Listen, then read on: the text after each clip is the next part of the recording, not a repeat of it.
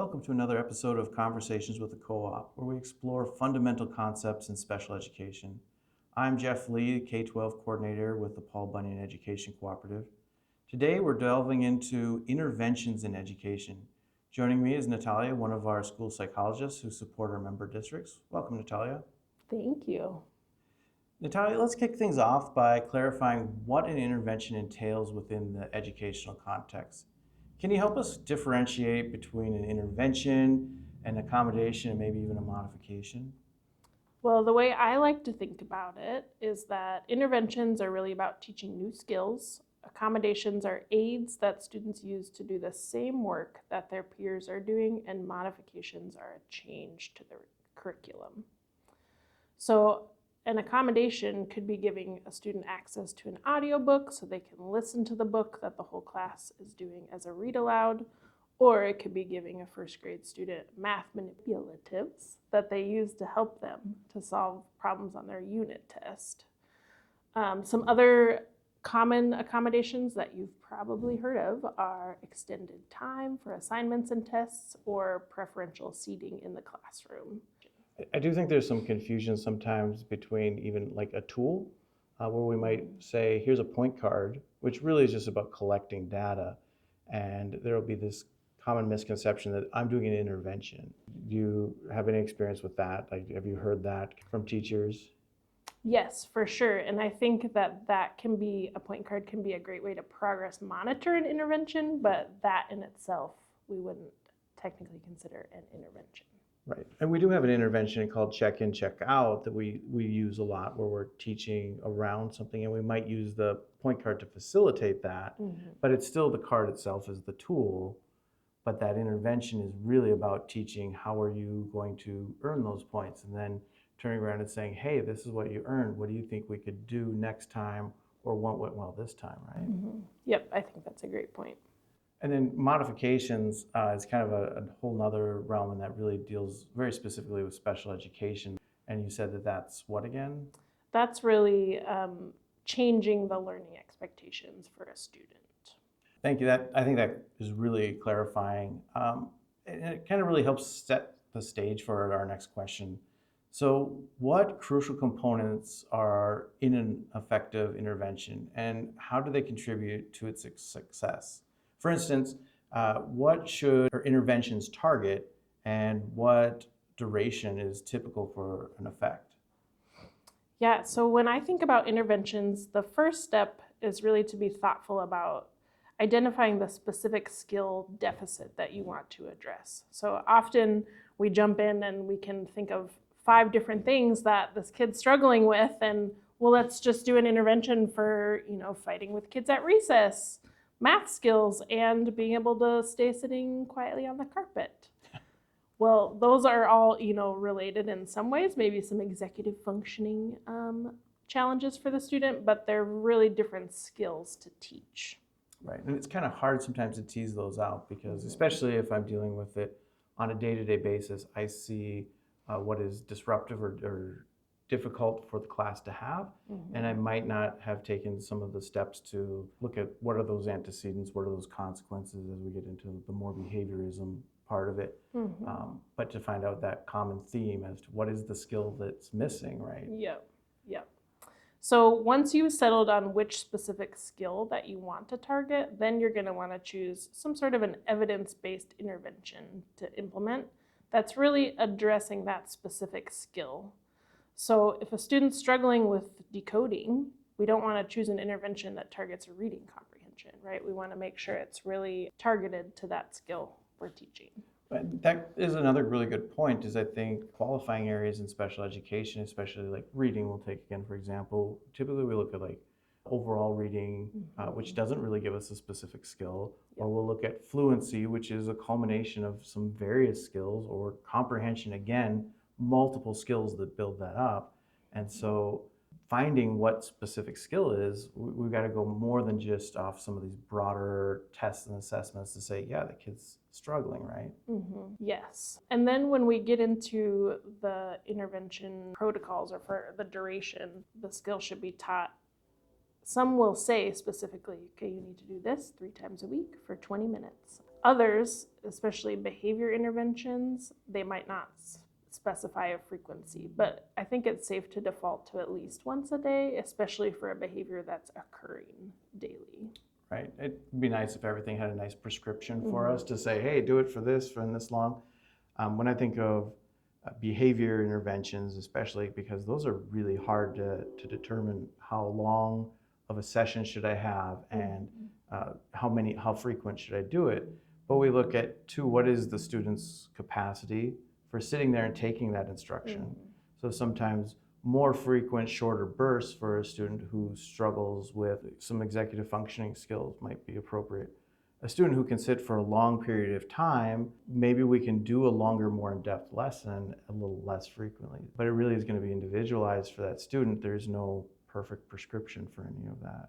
Yes, yep, those are great things to think about when designing your interventions.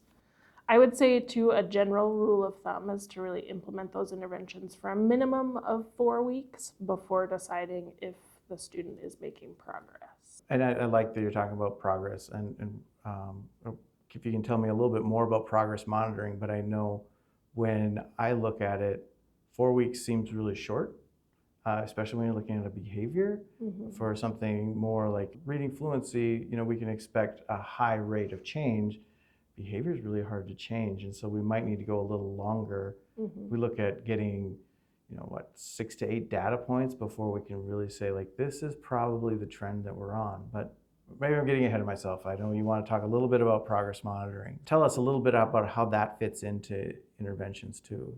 Sure. So progress monitoring is really an objective way to determine if a student's making progress on learning a specific skill. There are lots of different types of progress monitoring measures. Some that I hear in the district a lot are FastBridge, Easy CBMs, Dibbles, AimsWeb. So hopefully one of those is ringing a bell for you. Progress monitoring measures are really great because they should take less than 5 minutes for students to complete, and a lot of them are actually only 1 minute long. And they give us an indication of, again, like I said, whether the intervention is working.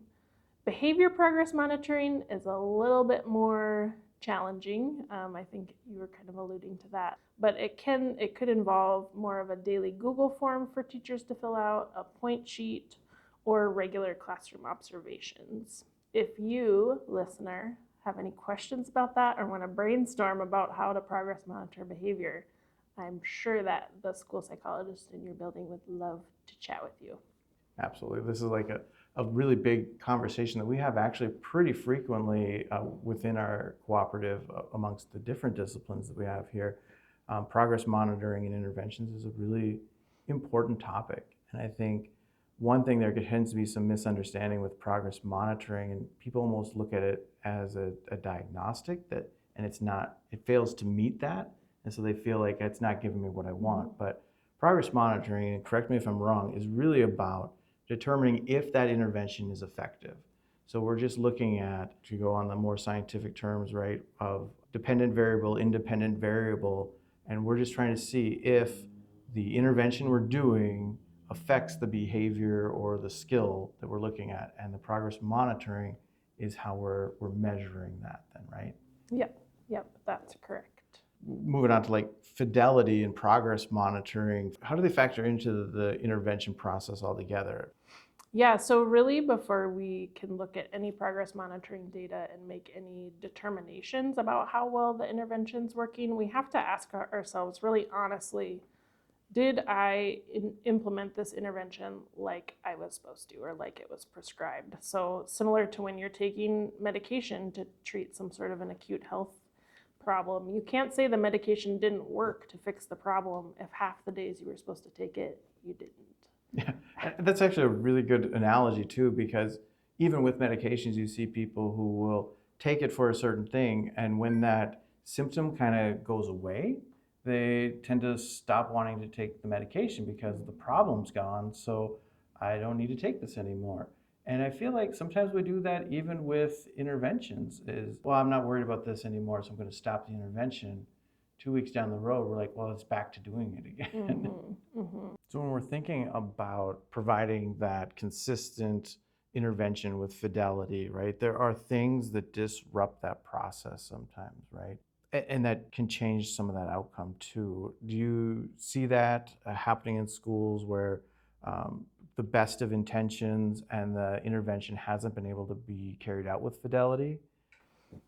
Yeah, that definitely happens sometimes. I would say the main culprit that I have seen is that, we're short on substitute teachers. And so people who are assigned in those intervention roles often are called to substitute teach, and then they can't meet with their intervention group. So through no fault of anybody's, really, the intervention wasn't given with fidelity. So it's really hard to use that data to make any sort of high stakes decision about a student's ability and their progress. So what do you see as kind of the fix for that? Is it that we just have to carry out the intervention longer? Do we stop the process and restart the process? Like, what is the best way if, I would imagine that someone gets called to miss their group one day. It isn't as big of a deal as, oh my goodness, I've missed an entire week of this. How do we plan around that, or how do we work that into plans like MTSS and IEPs and all of that? I think that, again, I think it's good just to be, honest about that and really be able to say, okay, I had planned to meet with this student for 15 days, this 3-week period, and I saw them for 7. And as a team discuss, okay, what does that mean? How do we want to move forward? I think it's, really depends on what the intervention is, what grade level it's at, what things look like in the next few weeks. So you might just decide that we're hitting about 50% of our scheduled times. Let's plan to do this intervention for 8 weeks instead of 4 weeks. That could be a possible solution. And I like that. Bring it back to the team and talk about it and be honest with it, because it might be that we've hit 50% of it and we look at the data and we see, well, they're about halfway from where we expected. Well, that makes sense, right? But the intervention still seems to be working. We're not where we wanted to be at this point. Or it might be we're looking at the data, we're looking at that inconsistent, where we say, you know what, we have to see this consistently before we can make a decision off of it. I also go back to, like, how many data points do we need? If we only have half of them, it does prolong it, and that's unfortunate. We like things to move fast, but that's just not reality, and that's bad science, is to rush something when we have incomplete data.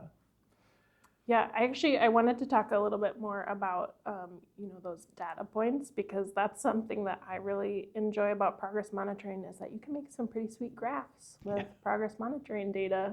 I am a data geek. I do love my graphs. So like we mentioned, you're always looking to see what progress the student is making or how they're closing the gap between their skills and the grade level expectations. So after a 4-week cycle of intervention, we might see that the student has closed the gap, in which case, amazing, way to go. Maybe it looks like they're on track to do so in a timely manner, so keep doing what you're doing. Sometimes, though, they're making progress, but it's pretty slow, or maybe they've plateaued in their progress. And in that case, you might want to consider increasing the intensity of the intervention. So maybe meeting with them 5 days a week instead of 3 days a week, or maybe you want to schedule 2 10-minute sessions a day instead of 1 session. And then sometimes the data might show that really the student just is not making progress. And so you might need to consider a different intervention altogether.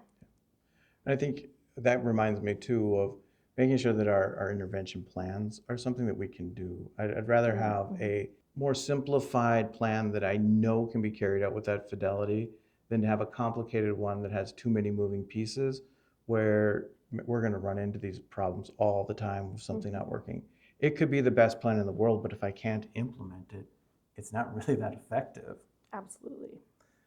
Natalia, can we discuss a little how interventions integrate into teachers' daily practice? Like, how can a teacher effectively incorporate intervention into their instructional routines, and what support structures are available to ensure successful implementation in the classroom? Because interventions really start in the classroom, and then as they're not deemed effective, then we might move more and more out of it.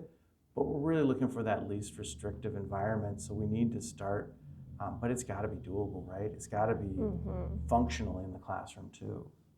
Yeah, one thing that I think is often overlooked with intervention is that if there's a student in your class with a specific skill deficit, it's very likely that there's another student in your classroom who's missing that same skill, or in the classroom next to yours who's missing that same skill. So executive functioning is a great example of this, and this is something we talked about in one of my schools last year. Is the whole 7th grade needed executive functioning practice. It's a good time of year to work on that. Yes. Or a good time of a career in education, yeah. Yep. And so they don't know when their assignments are due. They're not writing them down.